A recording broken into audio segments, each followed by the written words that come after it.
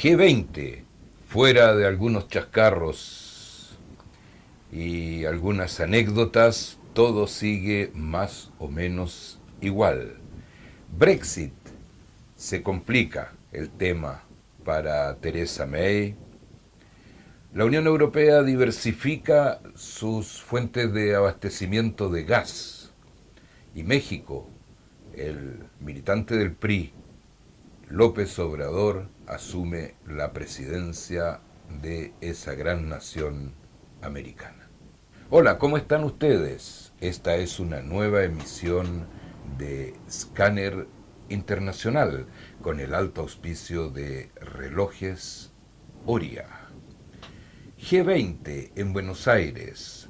Recordemos que el G20 es una cumbre en donde se reúnen los jefes de Estado de los 19 países más ricos y poderosos del mundo. ¿Por qué 19 si se llama G20? Porque el miembro número 20 es la Unión Europea. Por consiguiente, los países de la Unión Europea que forman parte del G20, que son Inglaterra, Francia y Alemania, están representados dos veces por sí mismos y como Estados miembros de la Unión Europea. Entre esos 20 miembros se supera el 80% del Producto Bruto del planeta, más del 75% de los habitantes del planeta y, por supuesto, son las economías que producen la mayor cantidad de productos que se consumen en nuestro planeta Tierra. Primera vez que se realizaba en un país latinoamericano, Argentina. Son tres los países latinoamericanos miembros del G20, México, Brasil y Argentina. Le tocó a Argentina por la primera vez. Recordemos por la anécdota que en el último G20 que fue en Alemania, el presidente argentino Macri, al recibir la presidencia del G20, le dijo a Angela Merkel: espero que hoy me entrega la presidencia del G20 y que en un año más me va a entregar la Copa del Mundial de Fútbol en Rusia. No fue así. Finalmente Alemania tuvo que entregarle la Copa a Francia, otro miembro del G20.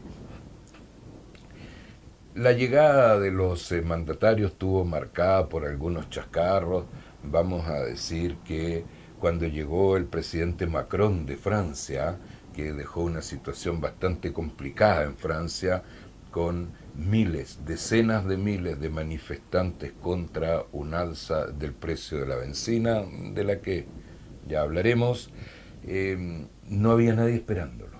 Por consiguiente, casi parecía una broma, porque el único que lo saludó era uno de los técnicos de tierra para recibir el avión y que andaba con un chaleco reflectante, que es el uniforme que han optado los manifestantes en Francia. Macron no encontró a nadie para recibirlo, salvo a este emblema, a un técnico con chaleco reflectante. Cuando llegó Xi Jinping, el presidente de China, se equivocaron y le rindieron homenaje a un funcionario de la delegación china y no al presidente de China. Homenaje con honores, con banda de música y recepción oficial, y se equivocaron de personaje.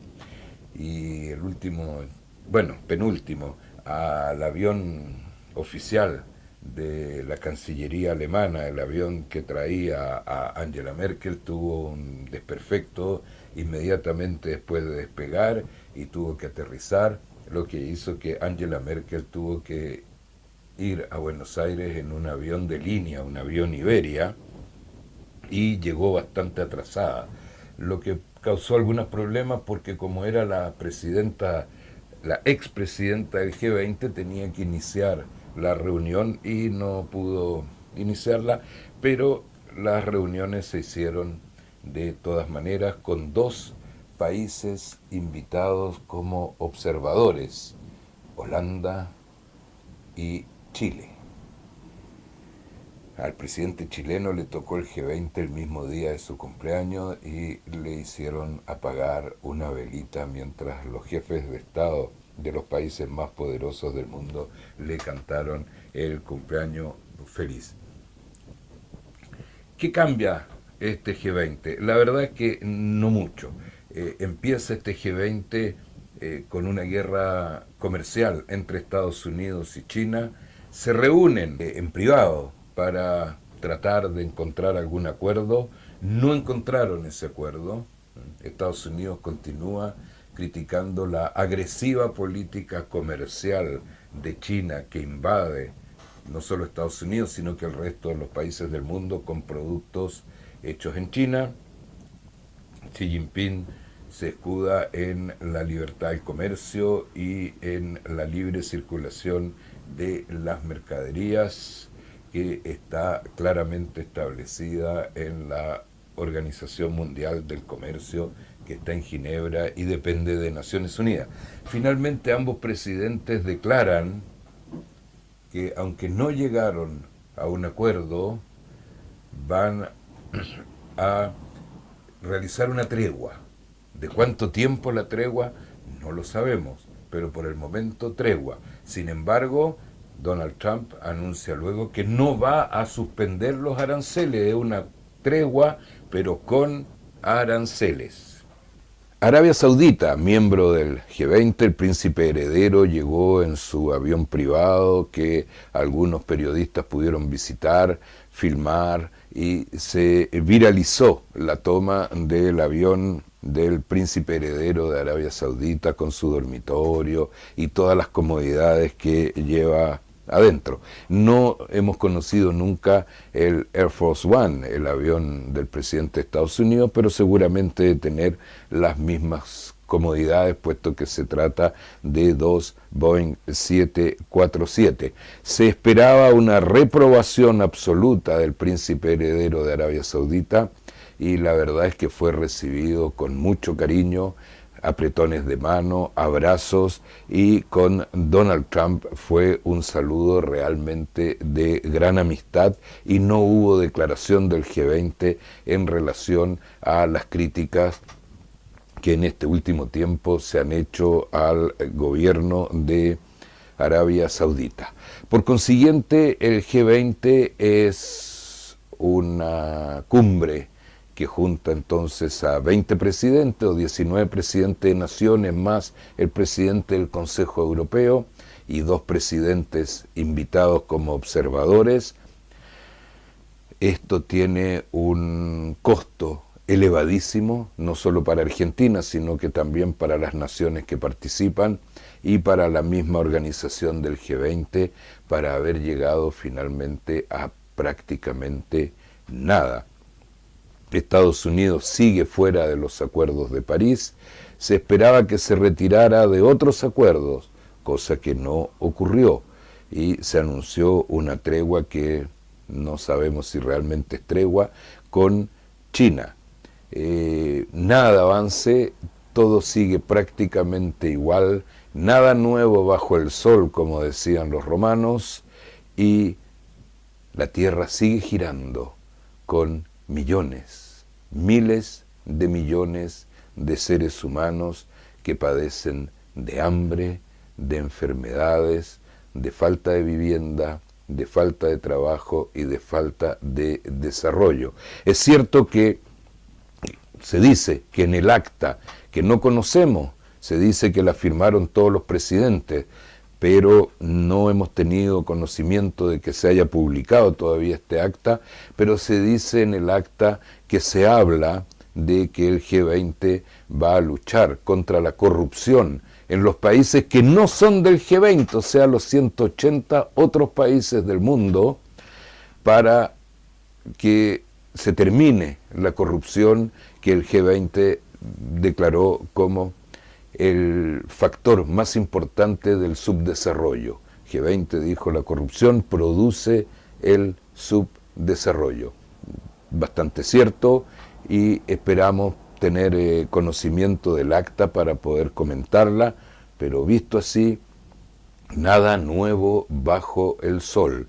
Y para terminar el G20, los presidentes, viendo que la última cena de esta reunión estaba un poco atrasada y tenían que partir a sus respectivos aviones, se despidieron de un Macri que seguía mascando la última cucharada de su comida mientras les daba la mano a sus colegas de otros países.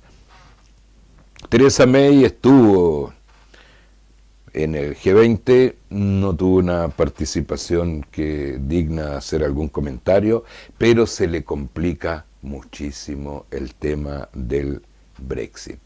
Muchísimo, porque llegó a un acuerdo con la Unión Europea, acuerdo que a Gran Bretaña o al Reino Unido le va a costar muchísimo, porque tiene que pagar por su retiro y además va a tener que pagar aranceles, muy inferiores, pero va a tener que pagar aranceles por los productos del Reino Unido que vayan hacia los países de la Unión Europea, porque ya no va a ser miembro del espacio común.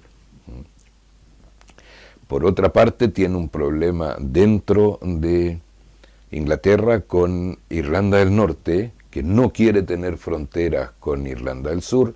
Actualmente no hay frontera porque es Unión Europea, pero una vez que se produzca el Brexit hay que instalar una frontera entre ambas naciones, y Irlanda, tanto en el norte como en el sur, no quieren tener frontera porque tienen un flujo comercial muy importante entre las dos Irlandas.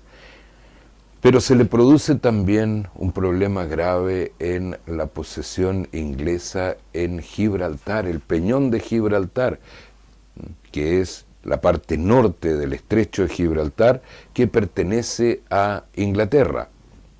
Años atrás se hizo un plebiscito a solicitud de España, porque España reivindicaba este territorio. Se hizo un plebiscito con los habitantes de Gibraltar, y estos votaron masivamente que querían ser ingleses, y son ingleses a pesar de que están en la misma unión. Por consiguiente, no hay frontera entre el peñón y el único país que lo rodea, que es España. Y por otra parte, la escasa producción de productos manufacturados del peñón puede ingresar libremente dentro de la Unión Europea. Los habitantes de Gibraltar han planteado que ellos quieren un nuevo plebiscito, puesto que ellos votaron para ser ingleses cuando Inglaterra pertenecía a la Unión Europea, pero que ahora ellos quieren votar de nuevo porque el Brexit significa para ellos una seria baja en sus ingresos. Veremos cómo Theresa May puede resolver este y los otros problemas que hemos planteado, y uno más grave. El Banco Central del Reino Unido publicó sus previsiones para el próximo año, y el crecimiento no será crecimiento, sino que será un decrecimiento, puesto que el Banco Central anuncia menos 6%. Indiquemos que el Reino Unido es una nación acostumbrada a crecimientos bastante más bajos que los que conocemos aquí en Latinoamérica, a un crecimiento entre el 0,5 y el 1,5 crecimiento. Y notemos que eso es un excelente resultado, porque mientras más desarrollado es un país, inferior es el crecimiento en porcentaje, pero muy grande en dólares o libras o euros, como queramos. Pero esta vez se anuncia un menos 6%, nada menos que por el Banco Central del Reino Unido, y eso por supuesto que ha puesto a los empresarios ingleses en guardia, y que ya no les gusta tanto esto del Brexit. Habrá un nuevo plebiscito para aprobar o no aprobar el borrador de acuerdo para el Brexit, sin duda. ¿Cuándo? No lo sabemos, pero nos parece improbable que Theresa May encuentre el consenso sin un nuevo plebiscito para que Inglaterra firme el borrador de acuerdo al que se llegó con la Unión Europea. Varios ministros del gobierno de Theresa May ya han renunciado porque no están de acuerdo con el borrador. Sí estaban de acuerdo con el Brexit, pero no en las condiciones que indica el borrador y que son exigencias de la Unión Europea. Lo más probable entonces es que los ciudadanos, no son ciudadanos, los sujetos del Reino Unido sean llamados a pronunciarse sobre este borrador y en tal caso el Brexit estaría en peligro. No olvidemos que el Brexit ganó a causa de un altísimo abstencionismo que en un nuevo plebiscito seguramente no se produciría. Y sigamos en la Unión Europea. La Unión Europea diversifica su abastecimiento de gas con la construcción de un gasoducto entre Israel y Grecia, para luego alimentar diferentes países de la Unión Europea.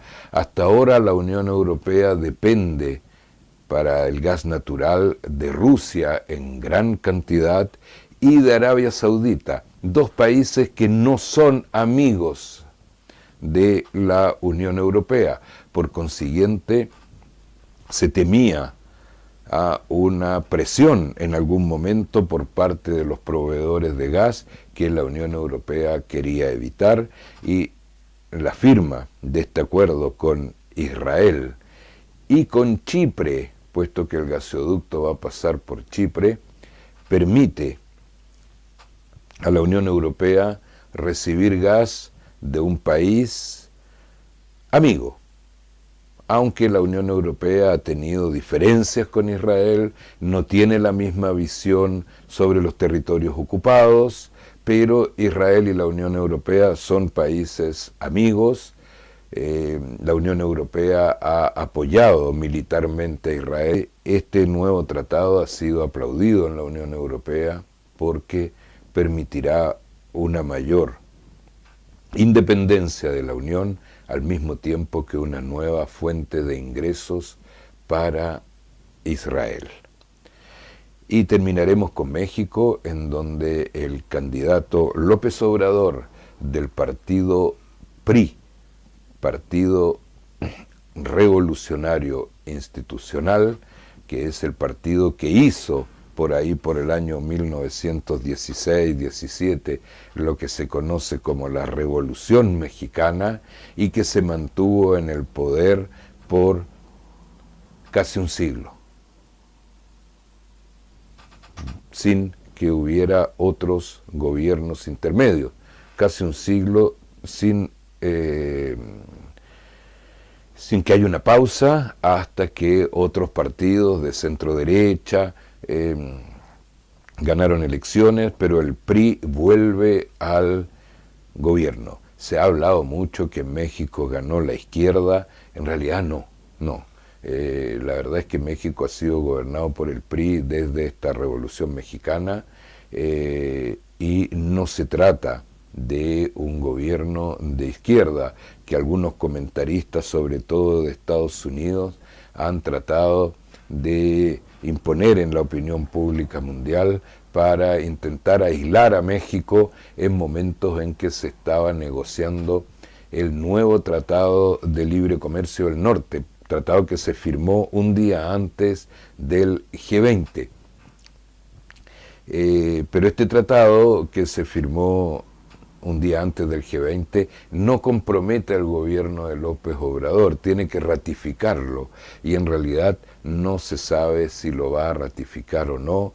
Él dijo que sí, pero que le gustaría hacerle algunas modificaciones. Por consiguiente, es bastante probable que los tres países de América del Norte sigan en negociaciones, puesto que tanto México como Canadá estaban muy bien y muy satisfechos con el tratado NAFTA, del cual se retiró Donald Trump, y tuvieron que firmar este nuevo acuerdo comercial, pero contra su voluntad, digamos, no es lo que querían, pero mejor era eso que nada.